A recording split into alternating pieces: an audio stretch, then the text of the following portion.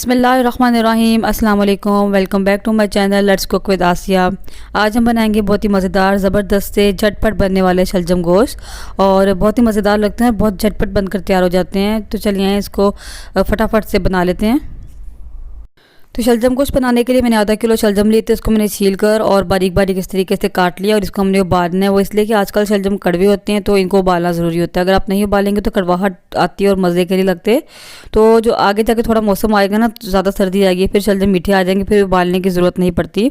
तो इसको मैं उबाल लूँगी। मैंने पानी उबालने के लिए रख दिया था, और जैसे ही पानी में बॉयल आया तो मैंने शलजम डाल दी और बस 2-3 उबाले इनको दिलाएंगे और फिर इसको हम उतार लेंगे। तो ज़्यादा गलाने की हमें इसको ज़रूरत नहीं है, बस कड़वाहट हमने इसकी निकालनी है। इसके अलावा आधा किलो मैंने बीफ का गोश्त लिया है। इसका कलर ऐसा है क्योंकि मैंने इसको भी 1-2 बार उबाल लिया था ताकि इसकी स्मेल जो है वो ख़त्म हो जाए। तो गोश्त को मैंने प्रेशर कुकर में डाल दिया। इसमें मैंने जो है 2 अदद मीडियम साइज़ के प्याज डाले हैं रफली काट कर।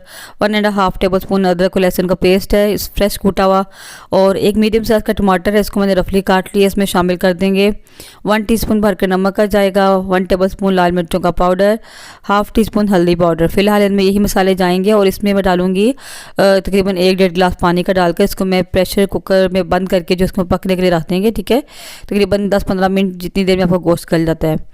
तो देखिए मैंने इसको गोश्त को गला लिया। तकरीबन मैंने इसको 90% गलाया, क्योंकि हमने इसमें शलजम डाल के इसको गलाने हैं दोबारा।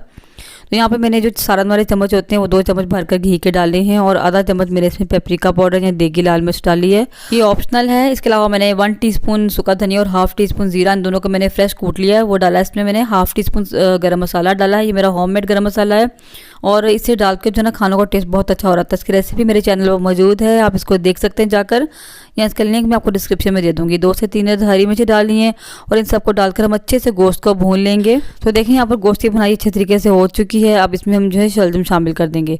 अच्छा, आप चाहें तो बीफ की जगह मटन या फिर चिकन भी ले सकते हैं, रेसिपी सेम होगी, बस चिकन को जो आपको प्रेशर में निकलाना पड़ेगा वो वैसे ही गल जाएगा। शलजम डाल के भी थोड़ा सा मिक्स कर लेंगे, थोड़ा सा भून लेंगे, और इसके बाद सिर्फ मैं इसमें आधा कप पानी डालकर और प्रेशर कुकर को बंद करके दोबारा से वेट देकर मैं इसको तकरीबन 5-7 मिनट तक जो है ना बिल्कुल लो फ्लेम पर पका लूँगी, ताकि शलजम हमारे गल जाएँ और गोश्त में जो 10% था कमी थी वो भी पूरी हो जाए।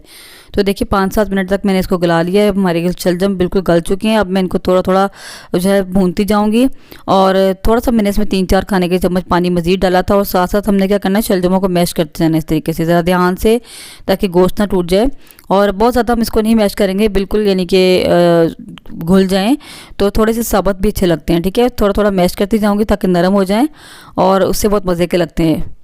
तो इस तरह मैश करते हुए मैं इसको साथ साथ भून लूँगी। तो बस देखिए मैंने शलजमों को जो है जितना मैंने जो है रखना था वैसे मैंने इसको मैश कर लिया। अब इसमें मैं धनिया से गार्निश कर दूँगी। हमारे शलजम गोश्त बनकर तैयार है। आपने देखा कितना झटपट बन गए हैं, और बहुत ही मज़ेदार लगते हैं। आप चाहें तो उसको बिल्कुल अच्छी तरीके से मैश कर सकते हैं। यहाँ पर 2 अदद हरी मिर्चें मैंने इसमें डाली हैं दरमियान से कट लगा के। तो अब मैंने इसको डिश आउट कर लिया, और देखें कितने ज़बरदस्त हमारे झटपट जो है शलजम गोश्त बनकर तैयार हो गए हैं। मुझे उम्मीद है आपको आज की रेसिपी अच्छी लगी होगी। वीडियो अच्छी लगे तो लाइक ज़रूर कर दिया करें, और शेयर भी किया करें, और मुझे कमेंट करके ज़रूर बताया करें आपको वीडियो कैसी लगी। तो ये थी मेरी आज की रेसिपी। मिलते हैं किसी नेक्स्ट वीडियो में इंशाल्लाह किसी नई और मज़ेदार सी रेसिपी के साथ। तब तक के लिए अल्लाह हाफिज़। दुआ में ज़रूर याद रखिएगा।